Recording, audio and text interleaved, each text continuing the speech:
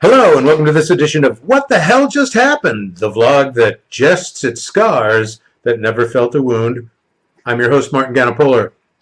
I know I've said this before, but this week we must begin with some truly shocking news. Are you sitting down?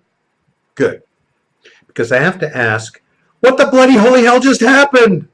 I mean, yesterday it was revealed by the New York Times that there's been an ongoing FBI counterintelligence investigation of a sitting president of the United States of America. What this means is there's ample evidence that Donald J. Trump, as president, has been working with the Russians to undermine the democratic institutions of our country. This is not about the conspiracy at the highest level of government to obstruct justice around the firing of James Comey and the involvement of the president's staff with the Russians during the campaign. That's being handled by Robert Mueller.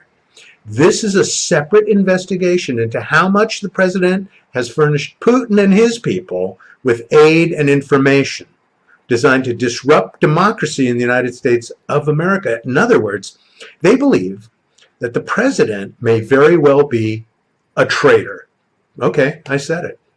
Now let's go to the city of New York. I know. January? Really? Sorry about that. I promise to get us out of there as soon as possible. Here's what the hell just happened there. Michael Cohen, the president's former consigliere, has just agreed to publicly testify before the House Oversight Committee. He'll be traveling to D.C. in February to make his witness there. This decision unleashed a predictable shitstorm of tweets from the West Wing washroom, calling Cohen weak, a liar, and that he did terrible things only to enrich himself. But it'll be Congress and the American people who will decide whether Cohen is just a rat trying to take the blame off of himself or a credible witness to allegations that his former boss directed him to execute campaign finance and other crimes. Based on this testimony, the Democratic leadership will decide if they want to subpoena Don Jr. for his phone records, for example. Also, they may well want to get National Enquirer publisher David Pecker and Trump's accountant Alan Weisselberg, both of whom enjoy immunity, on the public record about these alleged crimes. House Judiciary Chairman Nadler of New York is already demanding to speak to Acting Attorney General Whitaker and can subpoena him too if needed. These next few weeks and months are going to be an interesting time in America. What results from these events might precipitate a true constitutional crisis that may change the way our country deals with corruption at the highest levels. I'll be watching and waiting to see what the hell happens next, and I know you will be too. As promised, we now leave the cold north and move into the warm climate of Florida. And what the hell just happened there? An evangelical group founded by Jerry Falwell called the Liberty Council weighed in on a recently passed piece of legislation called the Victims of Lynching Act. This bill, which passed unanimously, makes all lynching in the United States a federal crime. Seems pretty righteous, right? Well, not to the God-loving Liberty Council, whose mission includes curtailing the rights of the LGBTQ community. Because of this, they've been labeled a hate group by the Southern Poverty Law Center. Liberty Council's chairman, Matt Staver, wants to remove LGBTQ people from the bill as a protected class.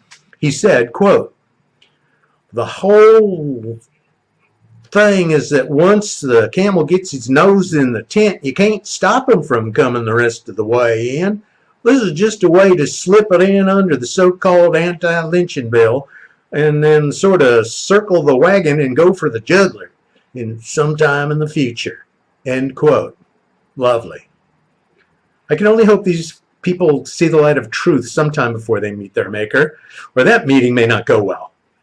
Finally, we go to Vacaville, California, the only city in the state named after cows. It was here that two roommates both bought lottery tickets at a local store. After looking up the winning numbers, one roommate found that he had won. Presumably, there was much partying that night because he bragged that he believed the winning ticket was worth $10,000. Yeah. The next day, the roommate went to Sacramento to redeem his winning ticket.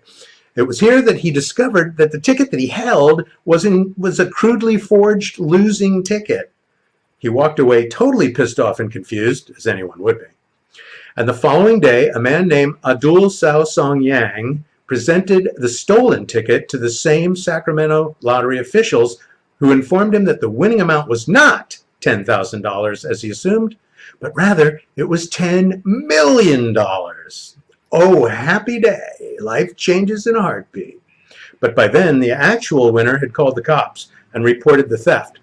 Cops went to the grocery store, looked at the video footage, which they then showed to the lotto officials, and they were able to confirm that Cao Song Yang had turned in the stolen ticket of his roommate and was awaiting his winning check. So when Cao Song Yang returned home, trying to look nonchalant, I would presume, he was immediately arrested and now waits for trial on charges of grand theft and fraud. The moral of the story is, 10,000 or 10 million, it ain't worth prison time. Also, be careful who you choose as a roommate. Thanks for watching this week's episode of What the Hell Just Happened. We'll be back again next week to help make sense of the senseless. Bye for now.